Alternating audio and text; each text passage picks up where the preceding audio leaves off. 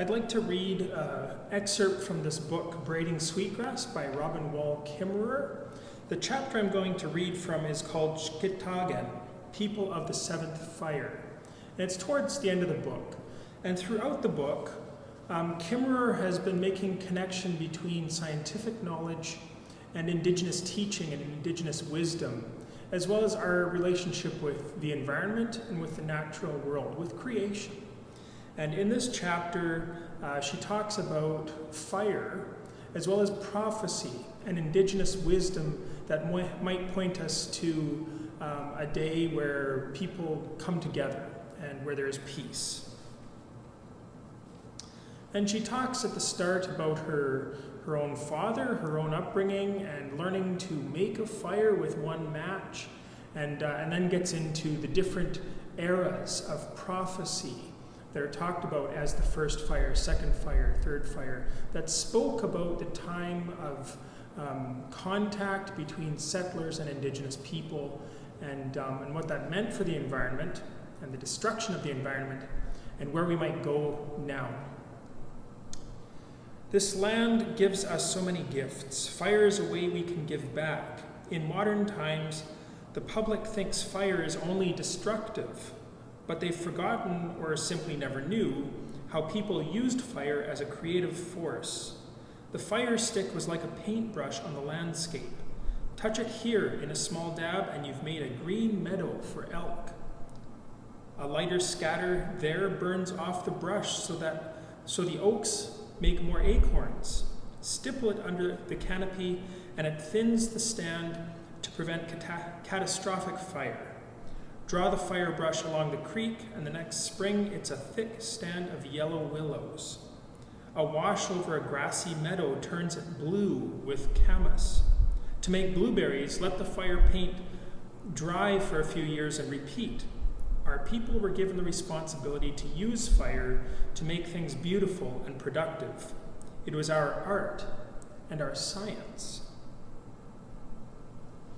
The birch forests maintained by Indigenous burning were a cornucopia of gifts: bark for canoes, sheathing for wigwams and tools and baskets, scrolls for writing, and of course tinder for fires. But these are only the obvious gifts. Both paper birch and yellow birch are hosts to the fungus Innotus obliquus, which erupts through the bark to form sterile conchs, a fruiting body that looks like a grainy black tumor the size of a softball. Its surface is cracked and crusted, studded with cinders as if it had been burnt. Known to people of the Siberian birch forests as chags, it's a valued traditional medicine. Our people call it Shkitagen. It takes some effort to find a black knob of Shkitagen and then dislodge it from the tree.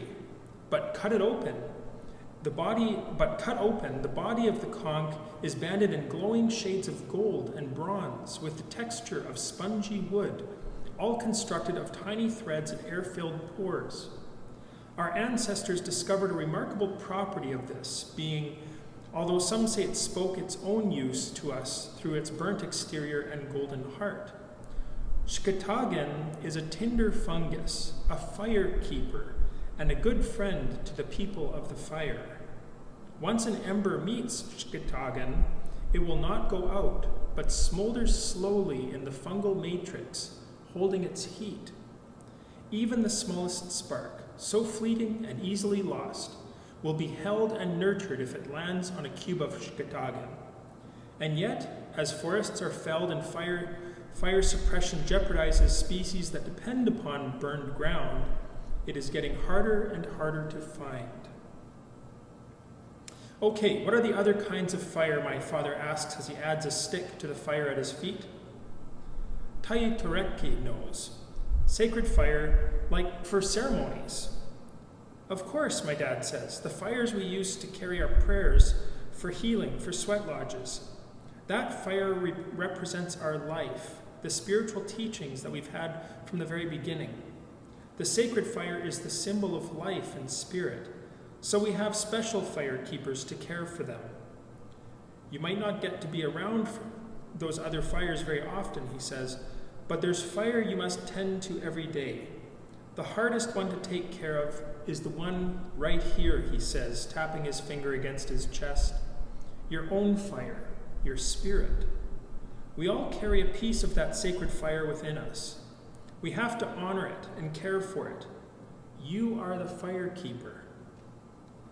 Now remember that you're responsible for all those kinds of fire, he reminds them. That's our job, especially we men. In our way, there is balance between men and women. Men are responsible for caring for fire, and women are responsible for water. Those two forces balance each other out. We need both to live. Now here's something you can't forget about fire, he says. As he stands before the kids, I hear echoes of the first teachings when Nanahabozo received the same fire teachings from his father that my dad is passing on today. You must always remember that fire has two sides. Both are very powerful. One side is the force of creation. Fire can be used for good, like on your hearth or in ceremony. Your own heart fire is also a force for good. But that same power can be turned to destruction. Fire can be good for the land, but it can also destroy. Your own fire can be used for ill too. Human people can never forget to understand and respect both sides of this power. They are far stronger than we are. We must learn to be careful, or they can destroy everything that has been created. We have to create balance. Fire has another meaning for Anishinaabe people as well, corresponding to the eras in the life of our nation. The fires refer to the places we have lived and events and the teachings that surround them. Anishinaabe knowledge keepers, our historians and scholars, carry the narrative of the people from our earliest origin long before the coming of the offshore people, the Zaganash. They also carry what came after, for our histories are inevitably braided together with our futures. This story is known as the Seventh Fire Prophecy and has been shared widely by Eddie Benton Banai and other elders. The era of the first fire found Anishinaabe people living in the dawn lands of the Atlantic shore. The people were given powerful spiritual teachings, which they were to follow for the good of the people and the land, for they are one. But a prophet foretold that the Anishinaabe would have to move to the west, or else they would be destroyed in the changes that were to come. They were to search until they found the place where the food grows on the water, and there they would make their new home in safety. The leaders heeded the prophecy and led the nation west along the St. Lawrence River, far inland near what is now Montreal. There they rekindled the flame carried with them on the journey in bowls of Shkitagen. In bowls of Shkitagen. A new teacher arose among the people and counseled them to continue still farther west, where they would camp on the shore of a very big lake. Trusting in the vision, the people followed, and the time of the second fire began as they made camp on the shores of Lake Huron near what is now Detroit. Soon, though, the Anishinaabe became divided into three groups, the Ojibwe, the Odawa, and the Potawatomi, who took different routes to seek their homes around the Great Lakes. The Potawatomi traveled to the south, from southern Michigan all the way to Wisconsin. As the prophecies foretold, however, the bands were reunited several generations later at Manitoulin Island, forming a union known as the Three Fires Confederacy that remains to this day. In the time of the third fire, they found the place foretold in prophecy, where the food grows on the water, and established their new homelands in the country of wild rice. The people lived well for a long time under the care of maples and birches, sturgeon and beaver, eagle and loon. The spiritual teachings that had guided them kept the people strong, and together they flourished in the bosom of their non-human relatives. At the time of the fourth fire, the history of another people came to be braided into ours. Two prophets arose among the people, foretelling the coming of the light-skinned people in ships from the east. but their visions differed in what was to follow. The path was not clear, as it cannot be with the future. The first prophet said that the offshore people, the Zaganash, came in brotherhood. They would bring great knowledge. Combined with Anishinaabe ways of knowing, this would form a great new nation. But the second prophet sounded a warning. He said that what looks like the face of brotherhood might be the face of death. These new people might come with brotherhood, or they might come with greed for the riches of our land. How would we know which face is the true one? If the fish became poisoned and the water unfit to drink, we would know which face they wore. And for their actions, the Zaganash came to be known instead as Chimogman, the long knife people. The prophecies described what eventually became history. They warned the people of those who would come among them with black robes and black books, with promises of joy and salvation. The prophets said that if people turned against their own sacred ways and followed this black robe path, then the people would suffer for many generations. Indeed, the burial of our spiritual teachings in the time of the fifth fire nearly broke the hoop of the nation. People became separated from their homelands and from each other as they were forced onto reservations. Their children were taken from them to learn Zaganash ways. Forbidden by law to practice their own religion, they nearly lost an ancient worldview. Forbidden to speak their languages, a universe of knowing vanished in a generation. The land was fragmented, the people separated, the old ways blowing away in the wind. Even the plants and animals began to turn their faces away from us. The time was foretold when the children would turn away from the elders. People would lose their way and their purpose in life.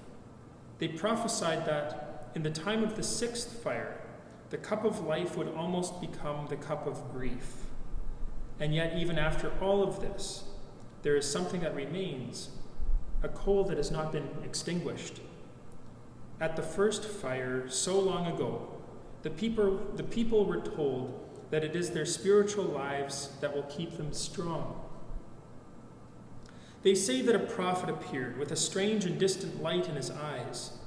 The young man came to the people with the message that in the time of the seventh fire, a new people would emerge with a sacred purpose. It would not be easy for them. They would have to be strong and determined in their work, for they stood at a crossroads. The ancestors looked to them from the flickering light of distant fires. In this time, the young would turn back to the elders for teachings and find that many had nothing to give. The people of the seventh fire do not yet walk forward. Rather, they are told to turn around and retrace the steps of the ones who brought us here. Their sacred purpose is to walk back along the red road of our ancestors' path and to gather up all the fragments that lay scattered along the trail. Fragments of land, tatters of language, bits of songs, stories, sacred teachings, all that was dropped along the way. Our elders say that we live in the time of the seventh fire. We are the ones the ancestors spoke of, the ones who will bend to the task of putting things back together to rekindle the flames of the sacred fire, to begin the rebirth of a nation. And so it has come to pass that all over Indian country there is a movement for revitalization of language and culture growing from the dedicated work of individuals who have the courage to breathe life into ceremonies, gather speakers to retrace the language, plant old seed varieties, restore native landscapes, bring the youth back to the land. The people of the seventh fire walk among us. They are using the fire stick of the original teachings to restore health to the people, to help them bloom again and bear fruit. The seventh fire prophecy presents a second vision for the time that is upon us. It tells that all the people of the earth will see the path ahead is divided. They must make a choice in their path to the future. One of the roads is soft and green with new grass. You could walk barefoot there. The other path is scorched black, hard. The cinders would cut your feet. If the people choose the grassy path, then life will be sustained. But if they choose the cinder path, the damage they have wrought upon the earth will turn against them and bring suffering and death to earth's people. We do indeed stand at the crossroads. Scientific evidence tells us we are close to the tipping point of climate change, the end of fossil fuels, the beginning of resource depletion. Ecologists estimate that we would need 7 planets to sustain the lifeways we have created. And yet those lifeways, lacking balance, justice, and peace, have not brought us contentment. They have brought us the loss of our relatives in a great wave of extinction. Whether or not we want to admit it, we have a choice ahead, a crossroads. I don't fully comprehend prophecy and its relation to history, but I know that metaphor is a way of telling truth far greater than scientific data. I know that when I close my eyes and envision the crossroads that our elders foresaw, it runs like a movie in my head. The fork in the road stands atop a hill. To the left, the path is soft and green and spangled with dew. You want to go barefoot. The path to the right is ordinary pavement, deceptively smooth at first, but then it drops out of sight into the hazy distance. Just over the horizon, it is buckled with heat, broken to jagged shards. In the valleys below the hill, I see the people of the seventh fire walking toward the crossroads with all they have gathered. They carry in their bundles the precious seeds for change of worldview, not so they can return to some atavistic utopia, but to find the tools that allow us to walk into the future. So much has been forgotten, but it is not lost as long as the land endures and we cultivate people who have the humility and ability to listen and learn. And the people are not alone. All along the path, non-human people help. What knowledge the people have forgotten is remembered by the land. The others want to live too. The path is lined with all the world's people, in all colors of the medicine wheel, red, white, black, yellow, who understand the choice ahead, who share a vision of respect and reciprocity, of fellowship with the more than human world. Men with fire, women with water, to reestablish balance, to renew the world. Friends and allies all, they are falling in step, forming a great long line headed for the barefoot path. They are carrying Shkitagen lanterns, tracing their path in light. But of course, there's another road visible in the landscape, and from the high place, I see the rooster tails of dust thrown up as its travelers speed ahead, engines roaring, drunk. They drive fast and blind, not even seeing who they are about to run over or the good green world they speed through. Bullies swagger along the road with a can of gasoline and a lit torch. I worry who will get to the crossroads first, who will make the choices for us all. I recognize the melted road, the cinder path. I've seen it before. I remember a night when my 5-year-old woke afraid of the thunder. It was only as I held her and came fully awake that I thought to ask why there was thunder in January. Instead of stars, the light outside her window was wobbly orange and the air vibrated with the pulsing of fire. I dashed to get the baby from her crib and led us all outside wrapped in blankets. It was not the house on fire, but the sky.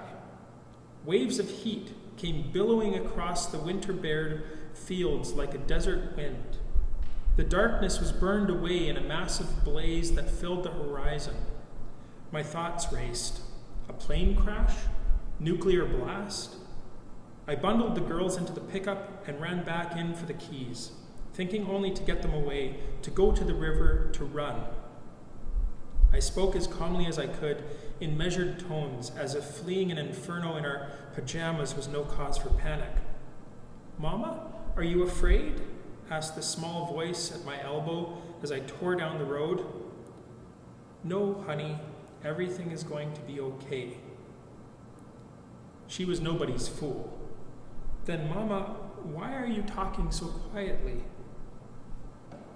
We drove safely to our friend's house 10 miles away, knocking on their door for refuge in the middle of the night. The flare was dimmer from their back porch, but still flickering eerily. We put the children to bed with cocoa, poured ourselves a whiskey, and flipped on the news. A natural gas pipeline had exploded less than a mile from our farm. Evacuations were underway and crews were on the scene. A few days later, when it was safe, we drove to the site. The hayfields were a crater. 2 horse barns were incinerated. The road had melted away, and in its absence was a track of sharp cinders. I was a climate refugee for just one night, but it was enough. The waves of heat we are feeling now as a result of climate change aren't yet as crushing as the ones that rocked us that night, but they too are out of season. I never thought that night of what I might save from a burning house, but that is the question we all face in a time of climate change. What do you love too much to lose? Who and what will you carry to safety? I wouldn't lie to my daughter now. I am afraid. As afraid today as I was then for my children and for the good green world. We cannot comfort ourselves by saying it's going to be okay. We need what's in those bundles. We can't escape by going to the neighbors, and we can't afford to talk quietly. My family could go home again the next day, but what about the Alaskan towns being swallowed alive by the rising Bering Sea? The Bangladeshi farmer whose fields are flooded, oil burning in the Gulf. Everywhere you look, you see it coming.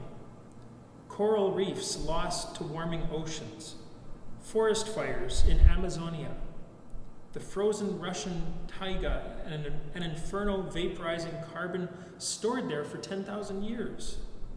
These are the fires of the scorched path. Let this not be the 7th fire. I pray we have not already passed the fork in the road. What does it mean to be the people of the 7th fire?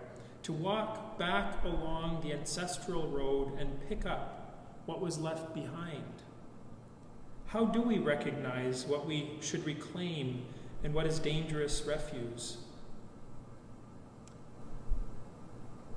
What is truly medicine for the living earth, and what is a drug of deception? None of us can recognize every piece, let alone carry it all. We need each other to take a song, a word, a story, a tool, a ceremony, and put it in our bundles. Not for ourselves, but for the ones yet to be born, for all our relatives. Collectively, we assemble from the wisdom of the past a vision for the future, a worldview shaped by mutual flourishing. Our spiritual leaders interpret this prophecy as the choice between the deadly road of materialism that threatens the land and the people, and the soft path of wisdom, respect, and reciprocity that is held in the teachings of the first fire. It is said that if the people choose the green path, then all races will go forward together to light the 8th and final fire of peace and brotherhood, forging the great nation that was foretold long ago. Supposing we are able to turn from destruction and choose the green path, what will it take to light the 8th fire? I don't know, but our people have a long acquaintance with fire. Perhaps there are lessons in the building of a handmade fire that will help us now, teachings gleaned from the 7th fire. Fires do not make themselves. The earth provides the materials and the laws of thermodynamics. Humans must provide the work and the knowledge and the wisdom to use the power of fire for good. The spark itself is a mystery, but we know that before the fire can be lit, we have to gather the tinder, the thoughts, and the practices that will nurture the flame. In making a handmade fire, so much depends on the planets. 2 pieces of cedar, a yielding board, a straight shaft made for each other, male and female from the same tree, a flexible wand of striped maple, a shapely grip to bear the bowstring twined of dogbane fiber, stroking back and forth, the shaft spinning, feeling its way into the bowl that burns to meet its shape. So much depends on the body, each joint at the right angle, left arm wrapped around the knee and braced at the shin, left leg bent, back stretched, shoulders locked, left forearm bearing down, right arm pushes and pulls in one smooth draw without breaking the plane of the upright shin. So much depends on the architecture, stability in 3 dimensions, and fluidity in the 4th. So much depends on the motion of the shaft against the board, so that movement becomes friction, heat building and building, spinning and spinning the drill down the bowl, burning its way into a black and shining space so smooth, the pressure and heat burn from the wood, a fine powder which gathers together in its need for warmth until it forms into a coal that falls under its own weight through a notch in the board onto the waiting tinder. So much depends on the tinder, the flyaway bits of cattail fluff, the softened wads of cedar bark rubbed in between hands until the fibers are loose and mingled with their own dust, the shreds of yellow birch bark torn like confetti and formed into a ball like a warbler's nest, a rough, loose weave, a nest for a firebird where a coal will be laid, the whole wrapped in a sleeve of birch bark open at the ends for the entrance and exit of air. Time and again, I get to this point where the heat has built and the fragrant smoke from the burning cedar bowl begins to rise around my face. Almost, I think, almost. And then my hand slips and the spindle goes flying and the coal breaks apart and I'm left with no fire and an aching arm.